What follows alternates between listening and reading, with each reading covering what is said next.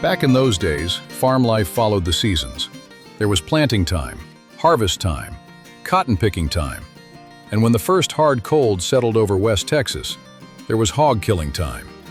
It was November of 1936, and little Bobby Elbert Hamilton had just turned 7 years old.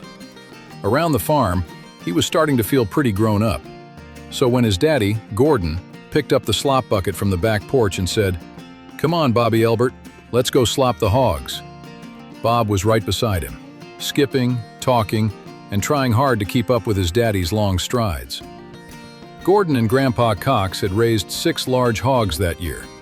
They were big, noisy, muddy creatures. And when Gordon poured the slop into the trough, they crowded in with hungry grunts and squeals. "Boy, those hogs sure are big, Daddy," Bob said. "They sure are, son," Gordon told him. "They weigh over 250 pounds each." To Bob, everything about that day felt exciting.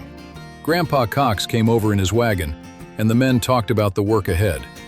Tomorrow would be the big day. In those days, hog killing was not just one family's chore. It was a community event. Friends and neighbors came from nearby farms to help. The men worked outside. The women gathered in the house to cook a big meal. Children ran through the yard playing games from morning until evening. It was hard work, but it was also a time of fellowship, a time when families helped one another prepare food for the winter months ahead. Bob had helped get things ready. He had used his little shovel alongside the men as they dug the pit for the big barrel. He had helped gather dry mesquite wood for the fire. And now, since he was 7 years old, he hoped his daddy would let him help with the real work too.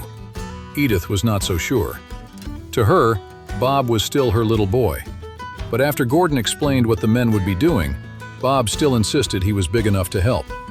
So Gordon and Edith agreed that he could try, as long as Gordon kept a close eye on him.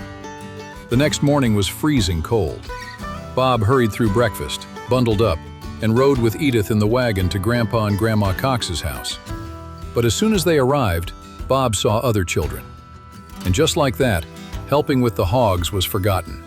There were friends to chase, games to play, and a whole yard full of excitement. One of the children there that day was Gerald Wayne Edwards. His parents were kind people, but Gerald Wayne had a mean streak.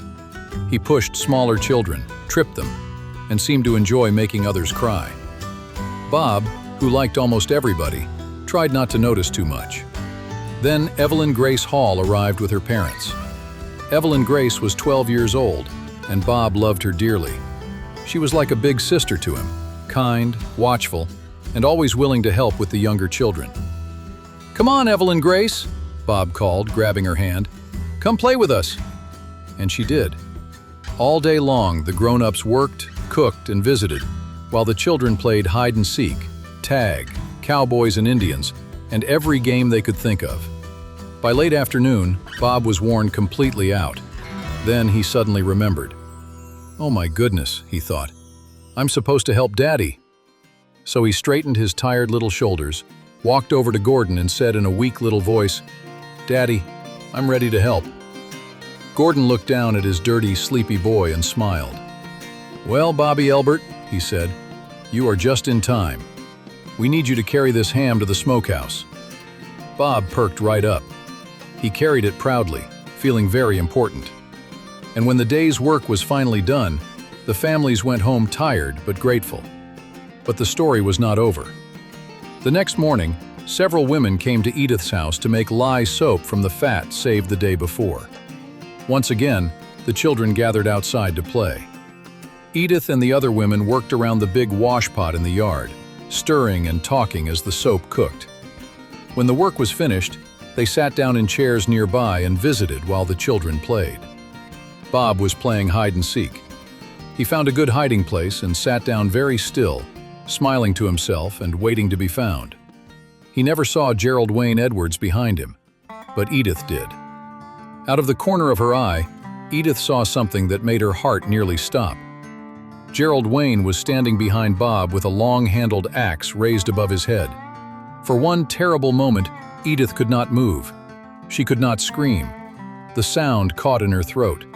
All she could do was stare in horror as her little boy sat there on the ground, completely unaware of the danger behind him.